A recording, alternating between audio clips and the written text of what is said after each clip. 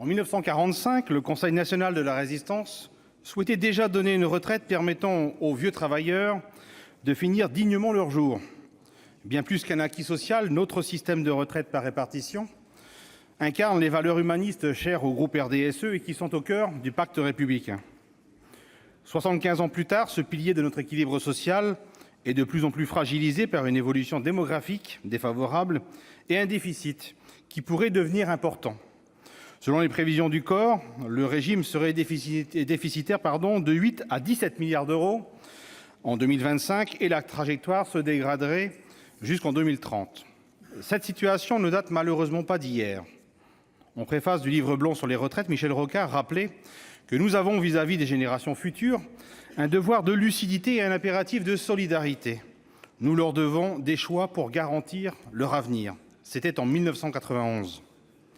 Cela fait bientôt 30 ans que les gouvernements successifs, de gauche comme de droite, tentent d'apporter des réponses satisfaisantes en vain. Et cela fait plusieurs années que nos concitoyens, notamment nos jeunes, sont particulièrement inquiets quant à l'avenir du système actuel. Ce dossier est en instance depuis trop longtemps. Oui, une réforme de notre système de retraite est évidemment nécessaire. En effet, ne rien faire menacerait la pérennité de notre régime par répartition et hypothéquerait l'avenir des générations futures. On ne peut se permettre de faire peser sur les générations à venir tout le poids du financement de nos retraites. Cela ne serait pas raisonnable. Et comme l'a récemment rappelé le président Jean-Claude Requier dans cet hémicycle, ne rien faire serait tout simplement irresponsable.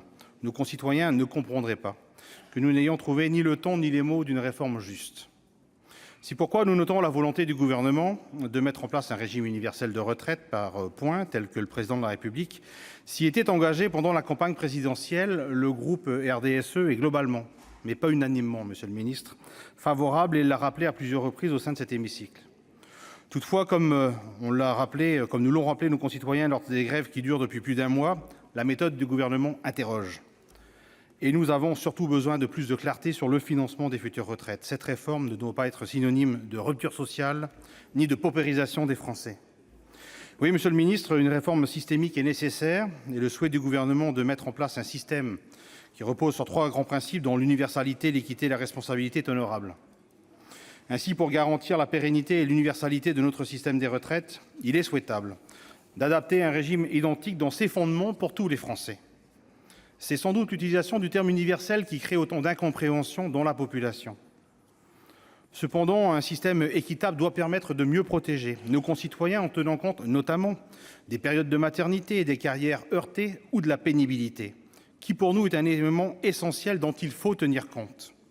À titre d'exemple, comment imaginer qu'un marin-pêcheur doive travailler jusqu'à 64 ans, comme le suggère l'état actuel du projet gouvernemental ? Dès lors, comment peut-on raisonnablement penser qu'un euro puisse ouvrir les mêmes droits pour tous ? Par ailleurs, le pacte originel imaginé en 1945 par le Conseil national de la Résistance prévoyait le maintien des régimes spéciaux antérieurs pour une période provisoire. Le Conseil d'orientation des retraites s'est lui-même interrogé à plusieurs reprises sur la simplification de notre système de retraite particulièrement complexe. Ainsi, votre projet d'alignement des régimes spéciaux semble s'inscrire dans cette logique historique. Mais est-ce pour autant possible ? Cette réforme suscite une réelle inquiétude, la défiance, le mécontentement et la colère d'une partie de nos concitoyens. Aussi, pour sortir de l'impasse, plusieurs secteurs ont obtenu des aménagements, voire le maintien de leurs spécificités. Les régimes spéciaux laisseraient ainsi la place à des régimes spécifiques, mais basés sur quelle universalité ? Lors d'un débat sur la réforme des retraites à Rodez, le 3 octobre dernier, le président de la République avait affirmé qu'il n'accepterait aucune exception dans son futur régime universel des retraites. Et lors de ses vœux aux Français le 31 décembre, il a de nouveau rappelé que ce projet était un projet de justice et de progrès social parce qu'il assurait l'universalité.